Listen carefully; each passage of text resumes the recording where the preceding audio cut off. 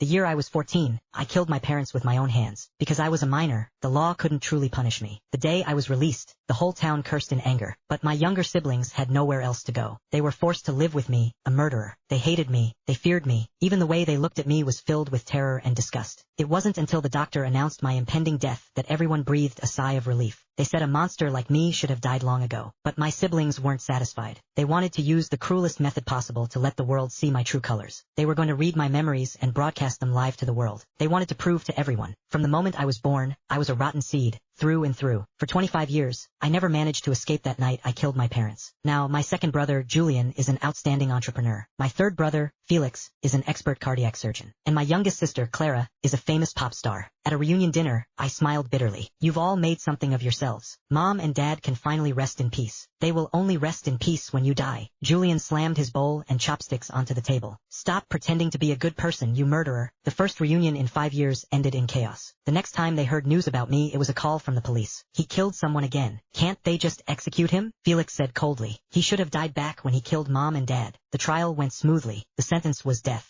But during the prison physical, the doctor discovered I had late-stage cancer. I had 3 months left. On my deathbed, I heard familiar voices. As expected, a murderer just can't stop killing, Julian said with disgust. The whole hospital is gossiping that I have a patricidal brother. I'm too ashamed to show my face, Felix complained. My schedule is ruined, and my chances for the Golden Melody Award are gone. Clara pouted. After a moment of silence, Julian suddenly spoke up. I heard the Academy of Sciences has a memory reader, can extract his memories. If we make them public, everyone will know he was born a devil, and we are just his victims. They hit it off immediately and contacted the authorities to bring the equipment. Mr. Lin, although this device can read deep memories, the side effects are irreversible. The human body will suffer severe damage, and accidental death is a possibility. We need you to sign this waiver. Felix immediately grabbed the agreement and signed it. I'm a doctor. I'll take responsibility if he dies. Clara contacted the livestream platform. She wanted the whole world to see clearly just how much I deserve to die. Soon, the broadcast began. My siblings put on the special glasses to view the memories. The blurred images slowly sharpened into clarity. Scene 1. It was less than a year after our parents died. The noodle shop they left behind was barely surviving. I was not yet 15, trying to lead 3 younger siblings. How could we not be bullied? Business was terrible due to the heavy winter snow. After paying the protection fee to the local gangs, I didn't even know where next month's food money would come from. Hey, Felix has a high fever. It's 104 degrees. Julian suddenly ran out from the back room. He was always afraid of me. Even when speaking to me, he hid behind the doorframe. I looked at the $15.70 left in my hand and gritted my teeth. Julian, you take care of the little ones. I'm going out. Before he could respond, I pushed open the door and walked into the darkness. Comments from siblings. Look at that. Even when Felix was burning up with a fever, he just ignored it and went out to play. It's a miracle we survived this long.